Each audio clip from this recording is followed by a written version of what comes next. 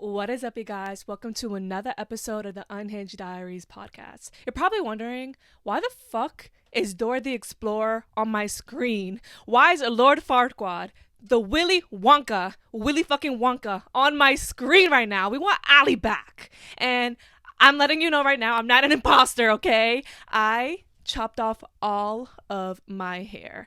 And no, it wasn't planned at all. I had my hair appointment the following day and I was like, oh my gosh, like, I didn't want to be that corny girl to be like, new hair, new year, whatever the fuck. Like, no, like, I genuinely was like, okay, I have my hair appointment. Like, my hair is so dead. I'm gonna show a picture on the screen of my hair before and after. Like, it was so dead. Like, it was so fucking dead.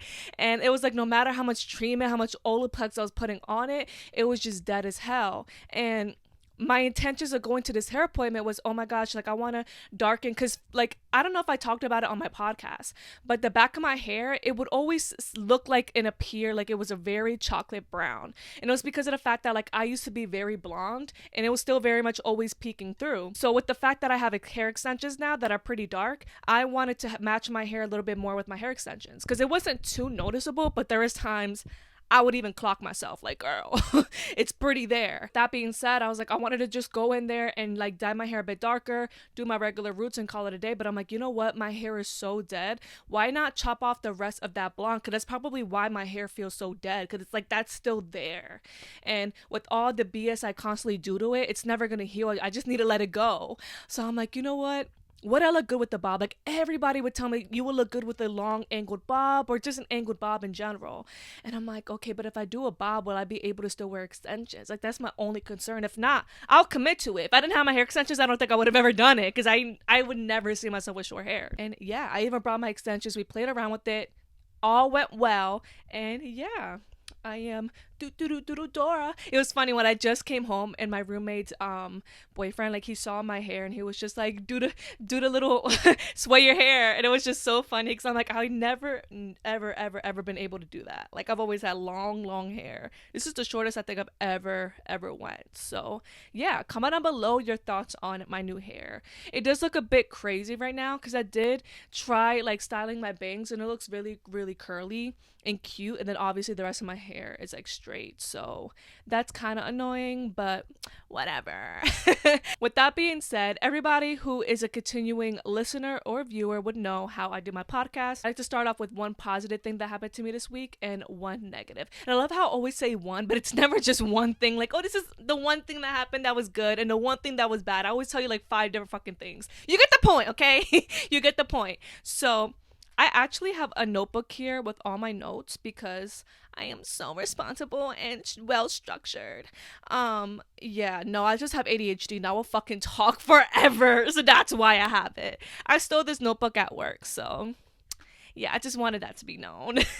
If anyone in my job is seeing this, no the fuck I didn't. Good thing that happened to me this week was obviously me getting my hair done, but another really, like, it was like a New Year's resolution. Like I actually wanted to do, like, start off the year with this. So if I start off the year just doing it, say fuck it, just do it, even though I've always been scared, I feel like it'll boost my confidence to keep being uncomfortable and taking risks this year, you know? Like it's gonna set the tone. So I knew in the first month of this year, I wanted to get my first Brazilian. And I'm like, bitch, we're gonna do it. Like, we're gonna do it. I'm like, no, like, this sounds so painful. And I'm like, no, I don't want to do it. I would wax my bikini area myself. Obviously, I'm a fucking dumb bitch and it's user error. Like, you had to fucking, like, I'll be like, like going like so slow and that shit hurts like a bitch. I'm just so over razor bumps. Like, obviously, with the topic of this episode, we're gonna get very TMI. So we're pretty off to a good start. But I'm just so over razor bumps and just being insecure in my kitty girl. Like, she is a cute girly. So when she's just not groomed in the way that, like,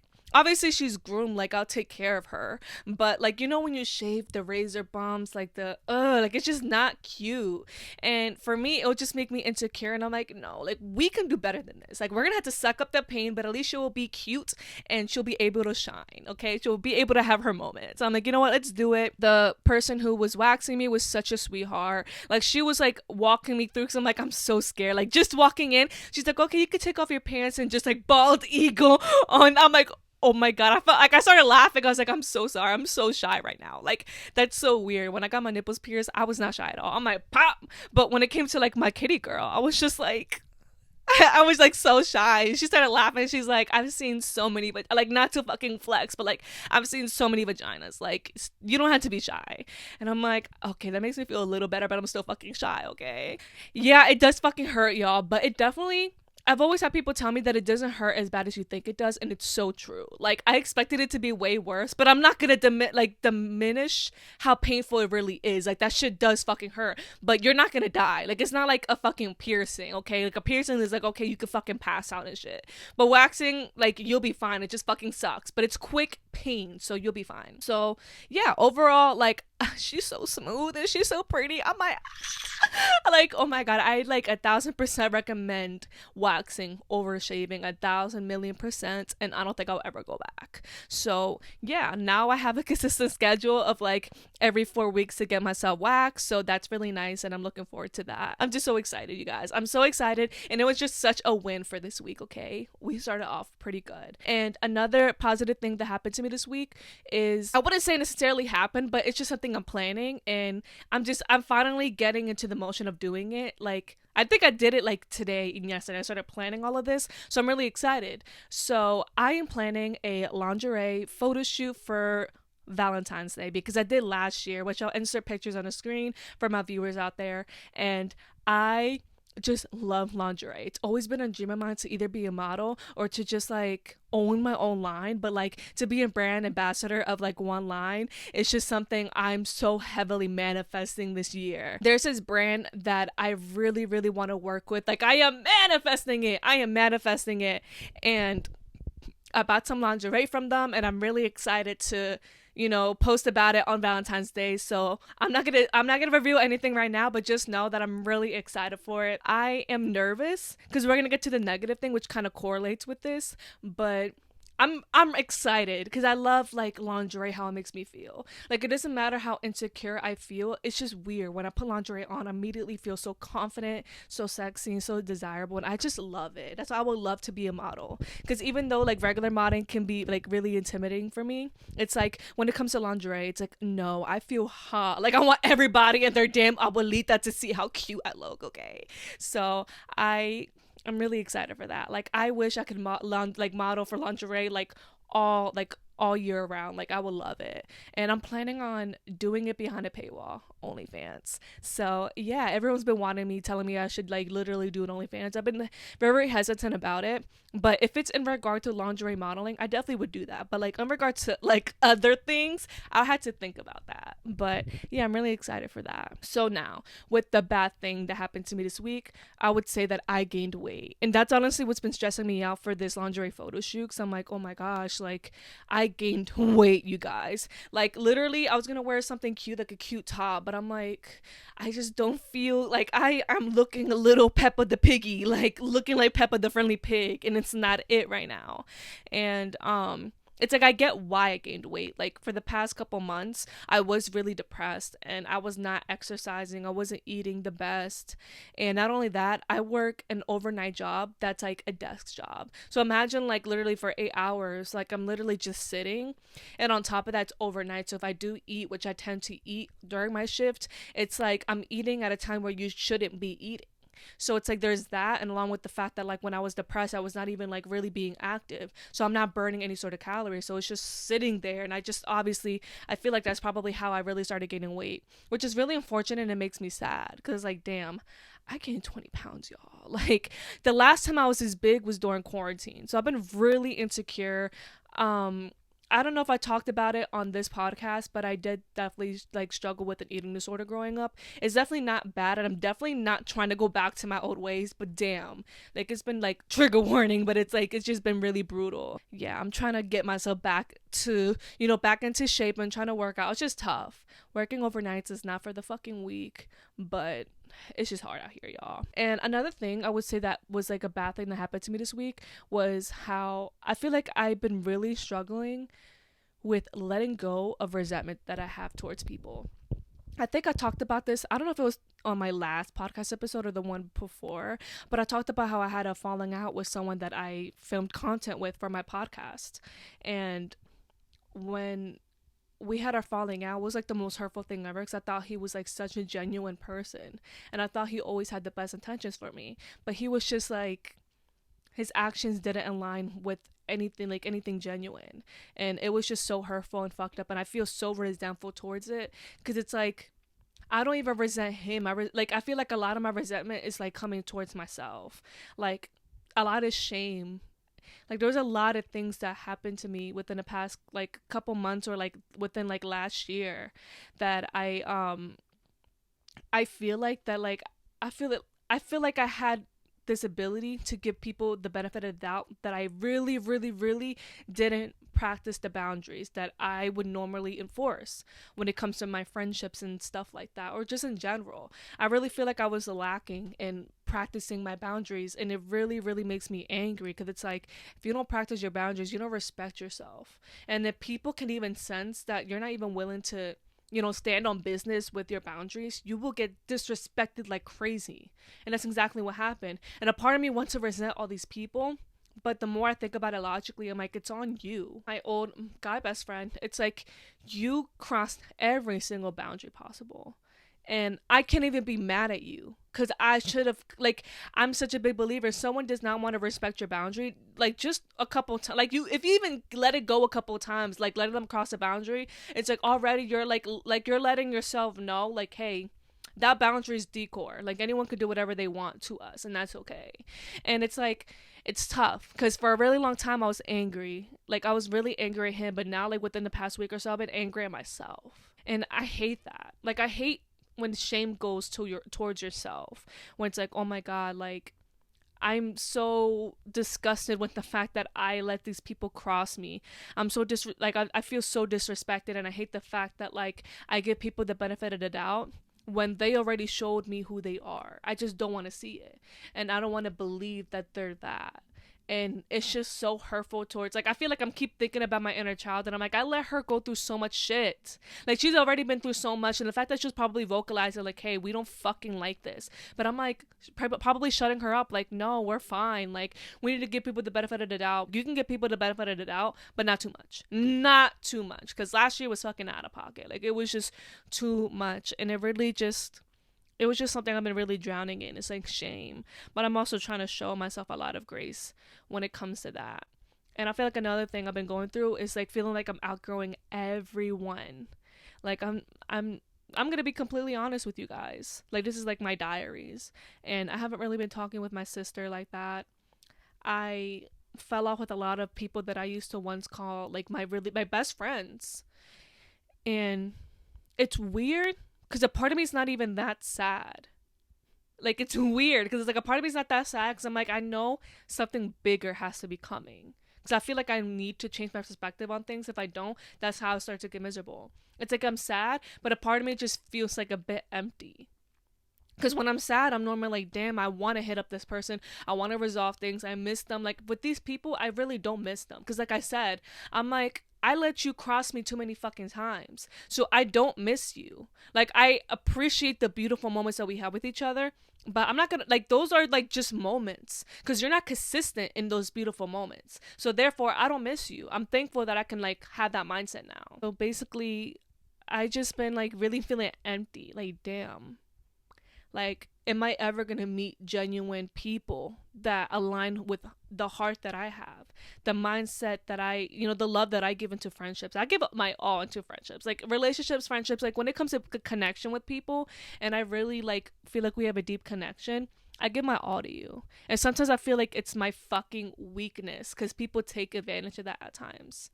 And I feel like that's what's been making me feel empty. Is like, am I gonna find genuine people? I feel like it's constantly like I'm going through friendships, and it makes me so fucking sad because it's like, am I the problem?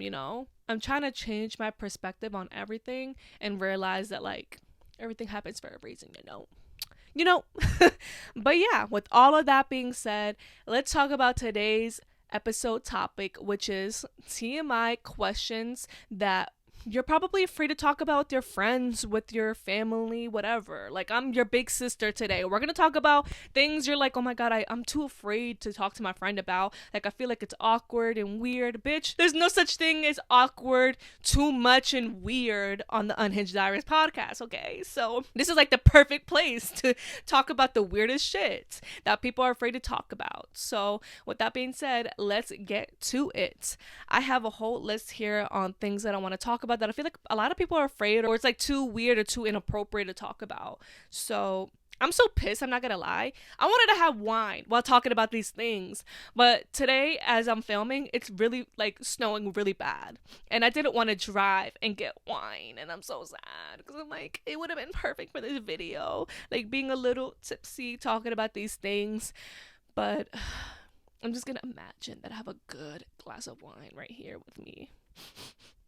A girl can dream, okay? The first thing that we're going to discuss is dealing with being ghosted. And this is coming from a bitch who was the ghoster.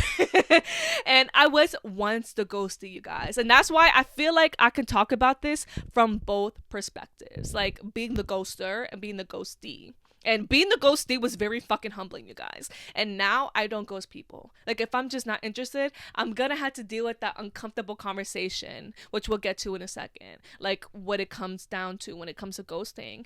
But, like, I've changed my ways. I've rebranded, okay? It was fucking humbling. Very fucking humbling being ghosted. I'm like, this is how people feel like? Like, damn. But it comes to someone ghosting you, being someone who's ghosted people before, 9 times out of 10, they just lack communication skills. It's like if someone ghosts you, you need to see it as a blessing. Like, oh, like you already let me know that you're a coward. Because if you're an adult and you're not a coward, you'd just be like, hey, I got back with my ex, or hey, like, I don't want to do this anymore, like, I'm not ready, like, whatever the case may be. Like, there's so many reasons to why someone ghosts you, and I would tell you right now, 9 times out of 10 when someone ghosts you, it's never about you. So if you ever internalize it, like, why did they ghost me, was I not good enough? No, like, it comes down to the point where someone just doesn't like you. It doesn't have to be about you. It doesn't mean that you're not worthy.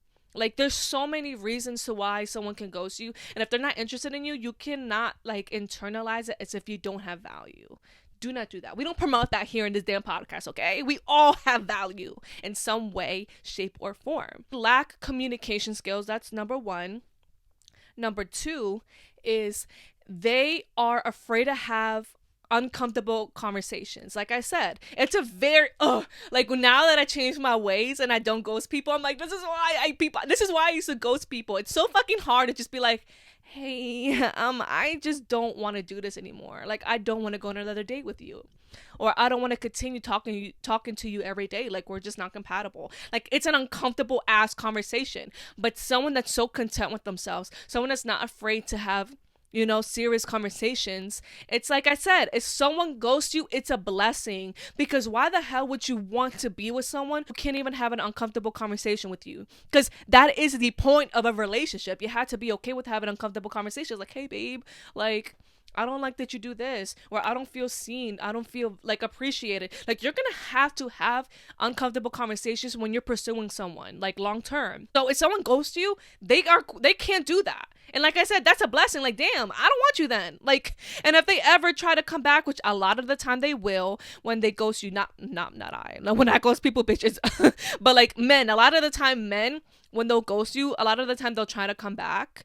And I'll tell my story of the time I got ghosted and what happened with that. But when they do try to come back, it's like, you're gonna look at them like, damn. Like, when you really start to understand the mindset that, and like, what goes into like ghosting someone, you're gonna be like, I don't even want you. Like, why are you back? Like, I don't want someone who couldn't even communicate with me why you had to be gone. Because you could have just had a conversation saying, hey, I'm gonna, like, you know, I'm gonna take I need some space for X, Y, and Z. This amount of time I'm going through X, Y, and Z. Or, hey, like, this is how I feel about you. Like, if they can't even have uncomfortable conversation with you, honey, you dodged the bullet. You shouldn't want that.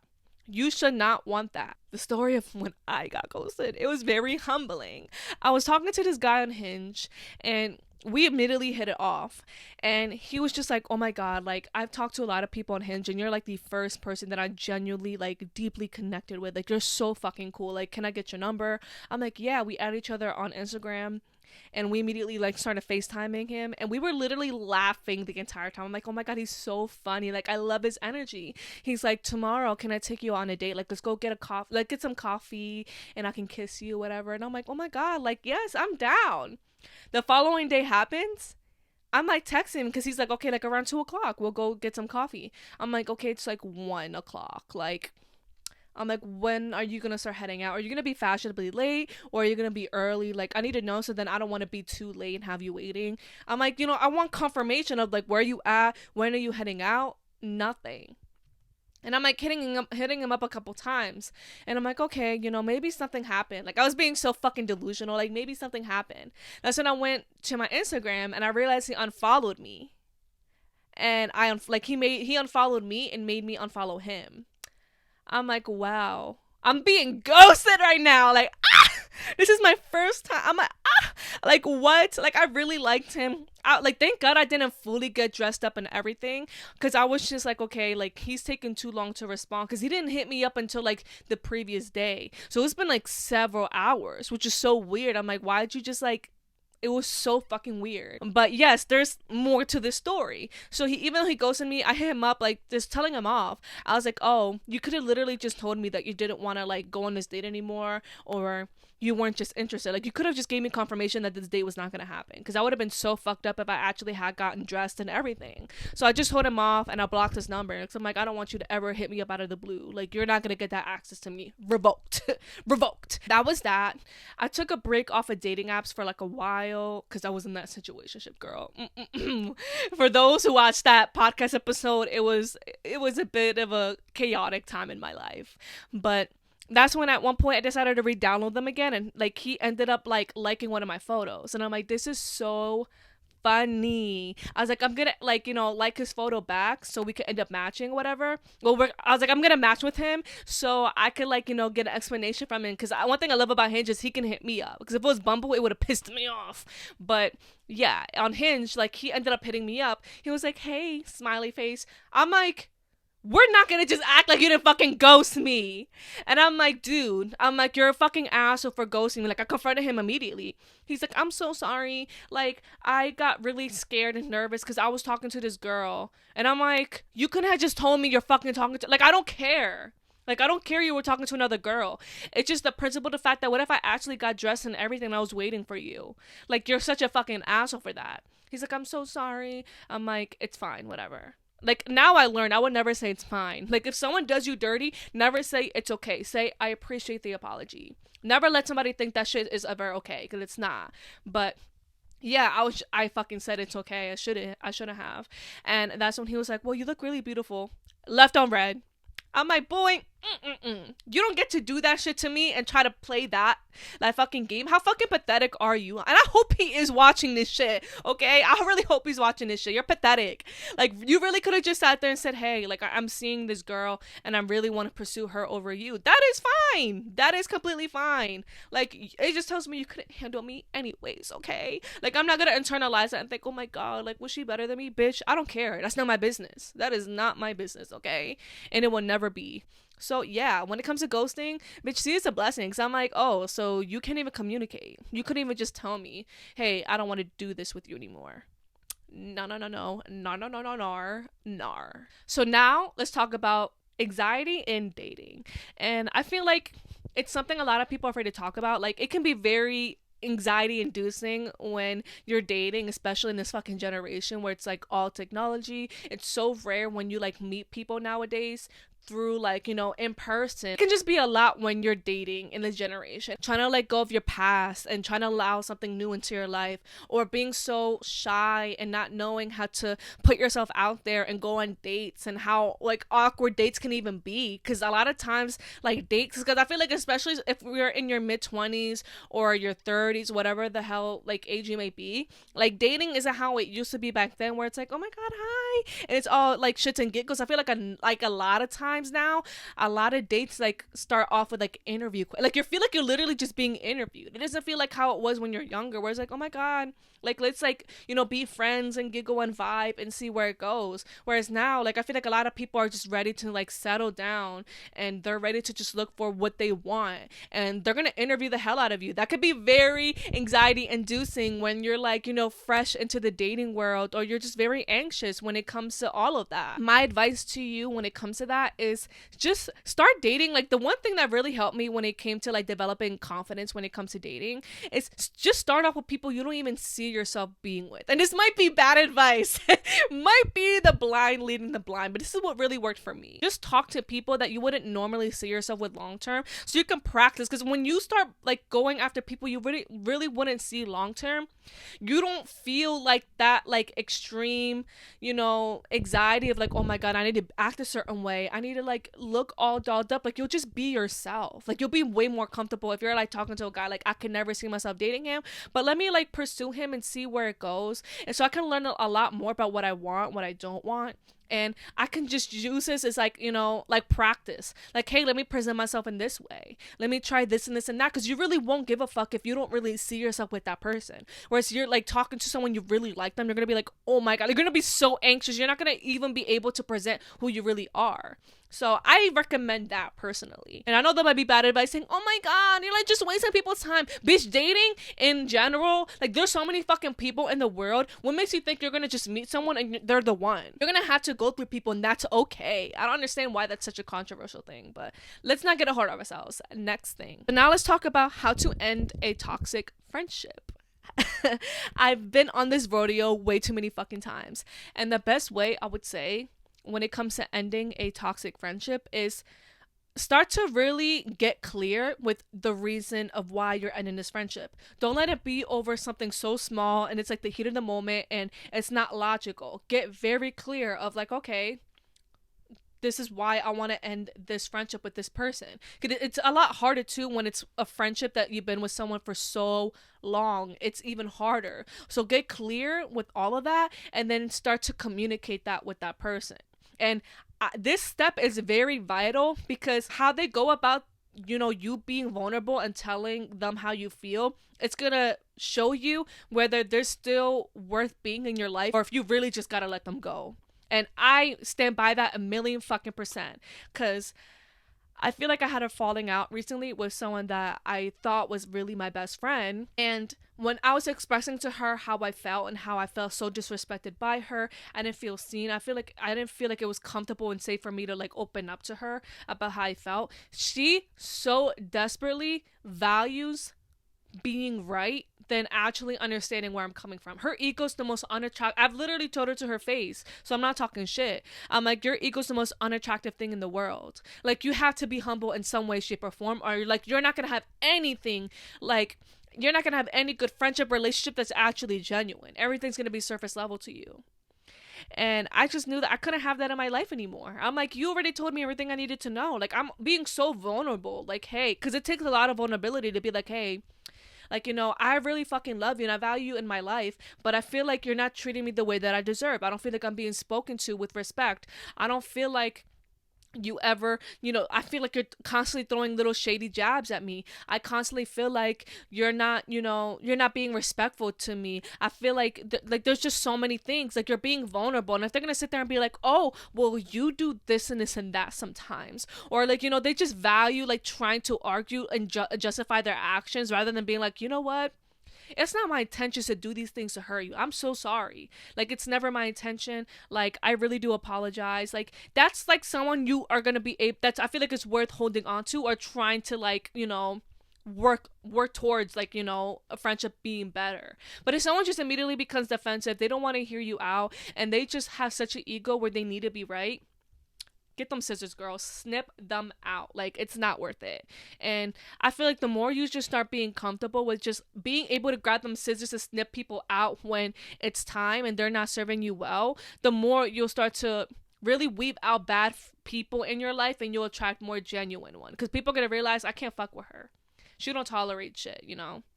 So keep that in mind always. So now, getting over the fear for sex. And this is something that I feel like isn't really talked about enough. And I'm going to get a bit vulnerable here right now. So when I was 7 and when I was 19, I was abused in a way that obviously isn't pleasant. Sorry. I don't know why I need to crack a joke after everything that's fucking serious.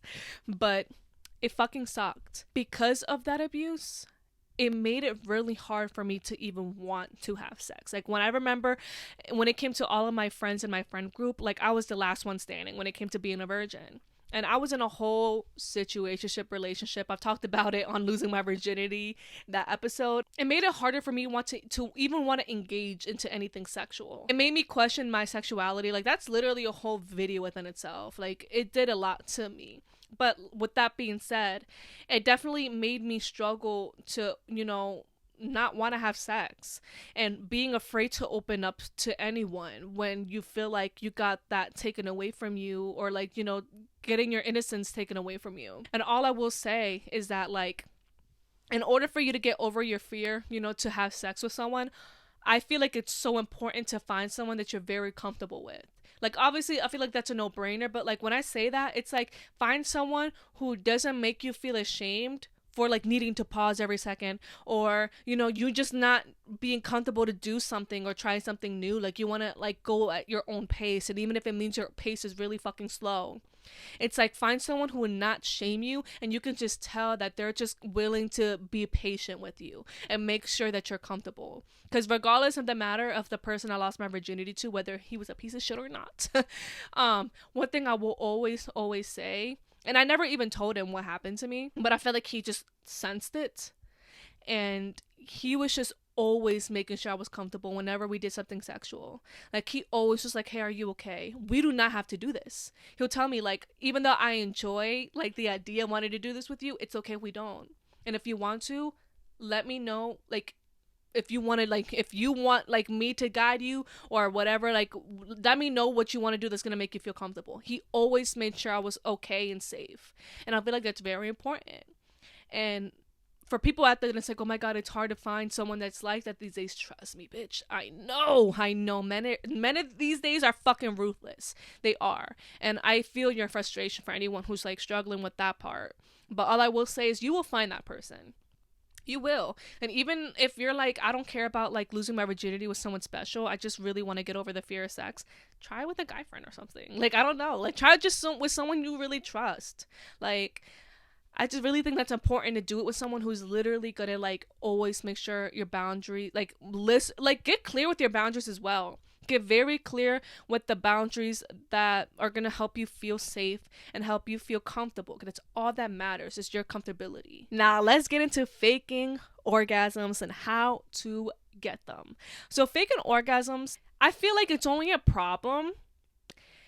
Like, well, let's get clear on why you're faking them. Like, we'll get to that, okay? I feel like the whole reason why I wanted to make this podcast episode is me, and, like, when I was getting my hair done, my hairstylist and, like, a couple other girls, we were just literally all talking about, like, sex and all these topics. And I'm like, I love talking about these things with people, because I feel like people are always so afraid to talk about these things. But we're all talking about faking orgasms and vibrators and toys. When it comes to, like, faking orgasms, all I will say is the only time ever in my life I ever faked an orgasm was when I was with my first boyfriend ever. Like I said, I was so shy, so awkward, and I'm like, I don't know if, like, I don't, like, orgasm, if he gets offended. Like, I was, like, a chronic fucking overthinker when it came to sex. So, like, the guy I lost my virginity to, that was, like, the only person I've ever faked my orgasms with. But other than that, I have a strict rule now, and I feel like everybody should follow by my fucking rule. Is never fake an orgasm. Humble men. Let them know that they're not getting you off, okay? Unless it's, like, your boyfriend and you, like, feel really, really bad. Like, oh my God, like, I feel so bad that he's not getting me off. Then I'm not trying to promote faking orgasms. It's like I said, get clear on why you're doing it. Are you doing it because, oh, I don't want him to feel bad that he's not getting me off? Then start communicating with him. Hey, babe, when we have sex, I don't feel like I'm getting off. And if he's not even trying to even get you off and trying to, like, try new things constantly, learn your body, because I feel like that's the point of sex, especially if it's with someone you love.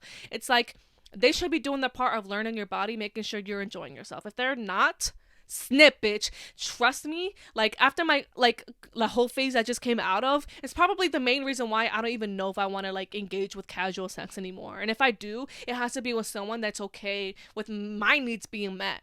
You'll be surprised at how many men you will come across that they just want to get their rocks off. And it's like, no, my love. Access denied, okay? Access denied. Like, fuck no. It would really piss me off. And I'm sorry if I'm like scratching my face. I feel like my bangs keep touching my face. But yeah. And for anyone who's out there that it's like, okay, I'm faking my orgasms because I don't know how to get them. Like, I probably never even experienced one, or I have and I don't know how to again. I will say the best way to really get them, especially like during sex, is toys. Like, when I discovered them, bitch, like when it came to like, you know, like toys during sex, girl, girl, it is everything, okay? I remember I was talking about this with my, you know, my ex-best friend, and like I remember like she was just telling me like, oh my god, I want to try new things during sex. Like I feel like I'd never, like I don't, like I'm just so shy and awkward when it comes to sex, and I want to be more confident. I kept telling her like, suggest new things to your partner, like that turns them on, like that you're like, you know, you're down to trying more things. Like I was like, try like asking, like, you want to use toys, you want to do this and that. I suggest you can start off with a vibrator. There's a bunch of other things you can really try, girl. This is like my secret. So y'all know I fucking love you. Somebody give you my OG secrets, okay? So I think it's Spencer's. I don't know if they still sell it, but I'm sure you can get it like on Adams and Eve or whatever. But they sell a clit cream. And what it does is it sensitizes your clit even more. So it becomes way more sensitive. And then when you use like a toy you're gonna thank me. You're gonna thank me, okay? You're gonna thank me. Like it does. Girl, the first time I tried it, I think I saw Jesus himself. Like, I really think I did. I really think I saw him my damn self. And I was like, that was a game changer. So for anyone, like, I was talking about this with my best friend, too. I remember she was like, oh, toys don't really do anything for me. Get that clit cream. If you're one of those and it's like, Allie, the toys really don't do anything for me, get that damn clit cream, okay? Just look for, I'm sure you can fucking just search it up on like Spencer's and shit, or Adam and Eve. I know they sell it, and you can get that. Try, you just literally rub it on your girly there, and then wait like a minute or two for it to dry and like for it to kick in. It'll start tingling a bit. That's normal. Just don't put it anywhere else, just there. And then there you go.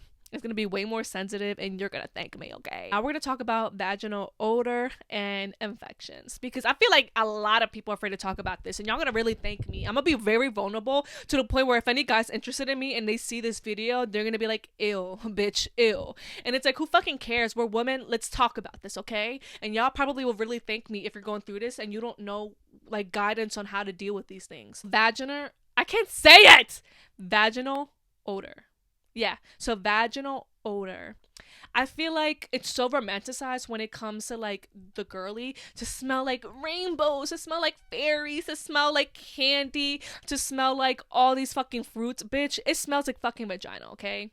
And I don't know how to explain how vagina smells, but like if it starts to smell very like funky, a little fishy, then definitely maybe your pH balance is off, or maybe you really should see a doctor. Because if it's just odor, maybe you can try natural remedies first. Like I feel like for me, if my pH balance is ever thrown off, all I like to do is, there's two ways you can do this with apple cider vinegar. Is you can just get in a tub and pour apple cider vinegar in the water, obviously dilute it, and like let the like tub fill up, and a little bit of apple cider vinegar, and then just sit in there like with your girly there, like sit in there for like probably like 15 minutes, 20 minutes. And then like if you do that consistently, because for me, I did it like twice and I felt brand new. Like that helped me a lot.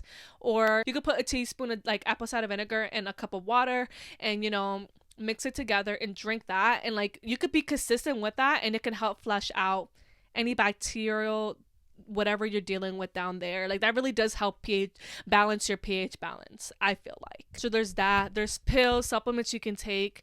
That's just to avoid anyone out there who doesn't have like health insurance, they can't see a gynecologist, whatever. I still recommend you see someone when it comes to that. But if you're like, I'm trying to avoid seeing a doctor, if I can try the natural way first, definitely try those things, okay? It's completely normal for your pH balance to be thrown off. It could be thrown off through anything, wearing really tight jeans, tight underwear, you know, a fucking soap. Like like a really fragrant soap that you accidentally use. Like that's happened to me before. It's one time I was staying over my mom's house and she had like a Dove soap and I didn't know it was fucking fragranced, and I fucking used it because she said like I can use it, but I didn't realize it was fucking fragranced. And when I used it, girl, itching and burning, itching and burning. Okay, like I'm sorry, like that might be TMI. Obviously, this whole fucking episode is TMI, but it happens. And I, like I said, those remedies never fail me. Like there's even boric acid like supplements that you like put in the cooch that can help your pH. It could help balance your pH balance. Or if you're dealing with UTIs, another thing too, if you deal with UTIs and yeast infections, there's so many things that you can take without going to the doctor. Because for me personally, when I was with my ex-boyfriend, another thing too is my ex-boyfriend wasn't circumcised. And before anyone was like, oh my god, you're exposing him, he talks about it a lot. Okay, he talks about the fact that he's uncircumcised. And for me, that was the one and only time I'll ever be with a man that's uncircumcised. But it, like, he constantly was throwing off my pH balance. It was fucking ridiculous at one point. Like after we broke up and I started engaging in sex and all that, I'm like, wait, I don't even deal with all the issues I did beforehand. Like, what the fuck? Like, I was constantly getting these infections, constantly just uncomfortable down there, to the point where I would literally cry because I felt dirty. I'm like, is it me? But it was just like, him, bitch. Sometimes the man you're hooking up with too can be the reason why your pH balance is constantly thrown off. So keep that in mind. Like, you don't have to always blame yourself and think, I'm so dirty, like I'm not cleaning myself right. It could be that. Don't not consider that. But it could be so many other factors. Now, how to communicate when you don't want to have sex. This is, I needed to, like, I literally underlined it on my journal. Like, this, I really hope that it can reach the people it needs to reach. Because last year, I wish that what I'm going to like give you the advice on, I fucking gave it to myself, okay? But maybe I had to go through this so I can be able to give whoever's listening or watching the advice for this. So, when you're in a situation where you want to communicate that you don't want to have sex, number one, and I live by this, a man should never, by any fucking circumstance, have to be told more than once, no, I don't want to have sex. If you had to tell him more than once, it's one thing if he didn't fucking hear you, whatever, okay? Like if he's just like, huh, whatever, and I'm not gonna sit there and say cut him off or whatever, but if you tell him, hey, I really don't want to have sex, you don't even have to fucking explain yourself. You can just say, I don't want to have sex. If he goes, come on, just like, if he says all this extra shit, cut him off. And that might be so fucking controversial or brutal, but I'm telling you right the fuck now, I've never met a man who constantly convinced me, like who was constantly crossing my boundaries when I said no, and I had to repeat myself more than twice, more than several times. No, that's a good, genuine person. A genuine fucking man who has big dick energy, girl, like who's actually respectful and respects you, would never ever put you in that situation for you to have to fucking constantly repeat yourself. I've met men before, and I'm telling you, they're out there. When you're like, no, I don't want to have sex, they're like, okay, that's completely fine. You want to do something else? You want to watch a movie? That's a genuine fucking man. But if you're ever in a situation when a man is like, oh, come on, please, please, please, I'm gonna get blue balls, like just a tip, cut him off. And unfortunately, recently, I was put in this situation twice. I think my first podcast episode, I talked about a really horror date that I went through. A guy like invited himself to my house, and he was constantly like, I just want to fuck her now. I kept feeling himself trying to put himself in me. The girl was crazy. And I'm like, who the fuck are you? Like, men really be ruthless. And then like a couple months ago, I was with this one guy, and he was just like begging me, can I just put the tip? Can we 69? Like, he just would not take no for an answer.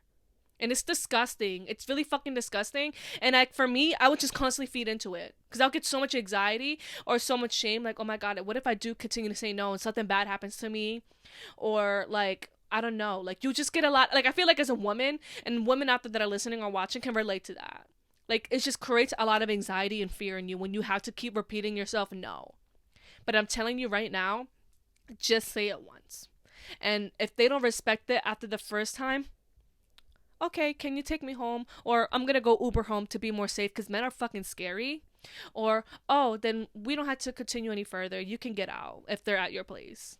Like, just end it right there. That's the advice I could wish so heavily that I gave myself last year. I put myself in so many situations where I'm just like, oh, I'm just gonna live it up. It doesn't matter. Like, I would convince myself that it wasn't that deep or that serious. No. Because the amount of shame that I drown myself in now, where I'm like, I could have just stood the fuck up and say, no, If I had to repeat myself more than once, you're the fucking pig. And you're disgusting. And that's almost manipulation. Almost not even consent at all. It's disgusting. And that's advice to anyone I can get. If you're in that situation where you're like, I don't know how to like communicate with them that I don't want to have sex, stand 10 toes confidently. If they could sense that you're not even going to cross your boundary, and if you're going to fold, they're going to be so persistent about it. And that's disgusting on their part, not yours. Don't you dare drown yourself in shame for not wanting to participate in that. That is not your fault at all. It's disgusting on their part. And it's okay to not want to. You can literally be touching them, kissing them, like literally like being somewhat sexual, and at any given moment want to revoke your access and revoke your consent and say, hey, I don't want to do this anymore. And if that fucking bothers them and hurts them, then they're not a man. And you need to be able to say, hey, I can revoke my fucking consent at any given point. Maybe I'm getting a flashback about something. Maybe I'm just not interested. Maybe I want, whatever the case may fucking be. You don't even have to explain yourself. Just say no. And if they don't respect that, they're the fucking pig. And just never, ever, ever, I so heavily recommend it to any woman out there. Just say no once. After the first time they start being pushy, you gotta go. Might be really fucked up, but don't let anyone ever disrespect you like that, because the shame is so real, and that's coming from someone who would never respect her own boundaries in that regard. So the next thing is sex drive, and the shame of having either too much of a high sex drive or a low sex drive. I'm gonna start with the low, because I've been in both situations. Like I said, I had my moments where when I first started getting sexual, I had a really low sex drive. I just didn't really want to participate in much because I was so shy. I didn't feel confident, and I felt really scared. I really will just be honest to say I felt really scared. And if you're someone that's like, oh my god, I just genuinely just may be asexual, or I just don't in general have a really high sex drive, I'm probably working a lot, I probably have a lot on my mind. I feel like when it comes to someone, if it's casual sex or if it's a partner, whatever the case may be, it's okay to have a low sex drive. It's completely okay. And I feel like you should communicate that. And if anyone ever gives you a hard time on that, they gotta go. Because there's nothing wrong with having a low sex drive, because sex should be something that you and the other person should enjoy. So if you have a low sex drive and you're not feeling it, and they start being very persistent on it, you're gonna be having sex for them, not for you, because you're interested in it and you want to, engage in that. And that's not fair to you. And I'm not promoting that on this channel, okay? I'm not promoting it on this damn podcast. We're not gonna do that, okay? For my very hypersexual girlies, because, I fall into that category more, but I used to feel a lot of shame for having a really high sex drive, because I'm like, oh my god, I was abused as a child, and the people, unfortunately, that was abused along with me by the same person, we all got affected differently. And this is something that I really do hope reaches someone out there. But when it affected us differently, I used to hold so much shame in the fact that I'm like, how come these girls are very low sex drive, but for me, it's all I think about. It's almost like an addiction. And of course, in therapy, I've learned why I'm really hypersexual. And it's the fact that I crave control when it comes to sex. I'm very dominating. Whenever I'm submissive, I'm really comfortable with the person, but 9 times out of 10, I'm very dominating. I enjoy that. I like being in control, because it's I'm taking control over a situation. It's almost like I'm taking control because I didn't have control when I had what happened to me, whatever. So when it comes to the high sex drive girlies and the shame in that, where it's maybe you've been abused and you're like, why the fuck am I hypersexual, when it's I had something really awful happen to me. Why do I keep wanting sex and I can't stop thinking about it? I'm telling you, it's your body wanting to take control over what happened to you. It's oh, I want to constantly, because you get such a rush in your body when you do that. When you engage in sex and you're in control. And it's all under your terms. It's something free. It's almost freeing. Because whenever you had whatever happened to you, it's I didn't have any fucking control. I didn't even have a say at all. But it's when you're old enough and you're able to participate in sexual activities, it's a weird thing. I've learned it in therapy. It's a weird thing where it's okay, I'm in control now. I can stop it at any given point. I can say, no, I don't want to do this. I want to do this. It's a weird thing. And I just want you to know that there's nothing wrong with that. Of course, I would definitely 1,000,000% suggest that you dive deeper into your hypersexuality, because it could be very damaging.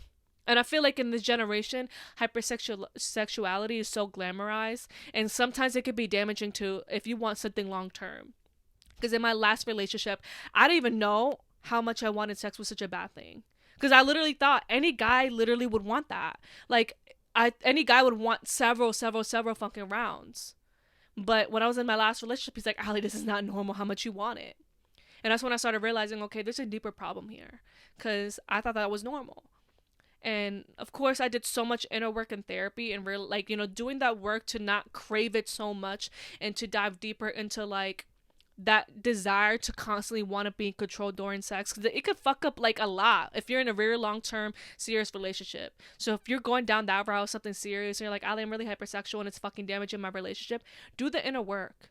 Start getting clear onto what like you're trying to mimic and why you need to let go of that extreme control, because it's not good and it probably is not even serving you anymore. Now, the final topic is fake friends and signs that you outgrew a friend. So when it comes to fake friends, I used to internalize the hell out of like, having someone be really fake and betray me. Now I completely don't take it personal. Why? Because when someone does me dirty, I see it as, okay, the universe brought you into my life so we can have the most beautiful experience. Because that's the thing that sucks when you're grieving a friendship, is you will have obviously good moments with them, and it's gonna fucking suck letting that go. But I'm also a big believer that like the universe wanted you to experience that. They wanted you to experience those beautiful moments with that person, but they also needed you to learn the lesson of what they end up doing to you. So you will never tolerate that shit again. And sometimes the universe has a really fucking shitty way of, if you didn't learn the lesson the last person they fucking gave you, they'll be like, okay, we're gonna bring you a new person and they're gonna teach you a harsher fucking lesson. And that's what I've been going through the past year. So just don't internalize it. See it for what it is. Okay, we had the most beautiful moments ever. Of course, it's fucking bizarre and will always be when you meet someone and become strangers. And they literally at one point knew every single thing about you and you just no longer talk to them again. That will always fucking suck. Just like relationships, when you're with a partner and you never speak to them again, it's always going to be fucking bizarre. But treat that as a relationship as well. Like when you go through a breakup, see it as, you went to my life because I needed to experience that love and all that joy to, you hurting me and teaching me the harsh lesson of like, okay, those beautiful moments, I will cherish that. Because any beautiful moment you experience in life is a blessing. Because there's people out there that are going through misery every single fucking day. So when you go through a beautiful moment with someone, appreciate that. But don't get attached to it like, oh my God, I can't let you go. No. Let people come and go. And it's okay. Because you will always attract something better if you actually allow yourself to learn the lesson. Trust me, if you don't learn the lesson, the universe is going to be like, okay, bitch, remix, let's bring somebody else and fuck your life up, okay? Trust.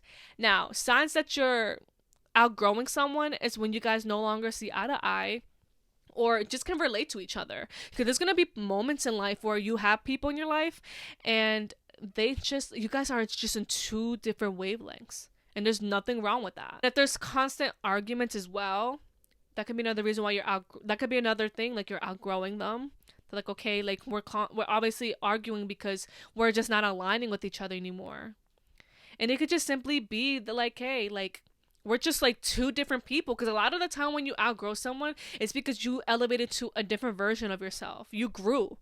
And they probably grew as well. And that's something that's not talked about enough. Is sometimes you outgrow friendships. And it doesn't even have to be a bad thing at all.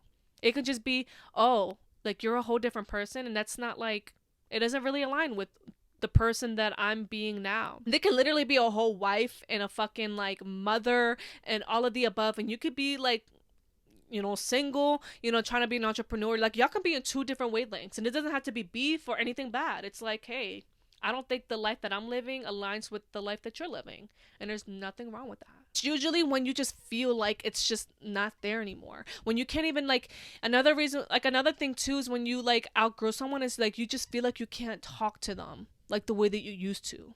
It doesn't feel the same. Like things just don't feel the same. I think it's weird if you don't outgrow people, because it's like, are you growing? Are they growing? I don't know. That is everything for today's podcast episode. Thank you guys so much for watching or listening. I hope you guys felt engaged with me in this episode and you felt like I was giving you big sister advice. And comment down below if any of the advice or tips I gave really did help with you or resonate with you, or if there's something you want to include, then comment down below. Let's get this engagement up. But if you are listening to this on Spotify, make sure to give it a 5-star rating and let's keep these lights on, okay? And if you're watching this on the YouTube channel, make sure to give it a thumbs up and make sure to click that subscribe button down below if you want to see more of me, because why wouldn't you? And I love you guys so much, and I cannot wait to see you guys in the next episode. Bye bye.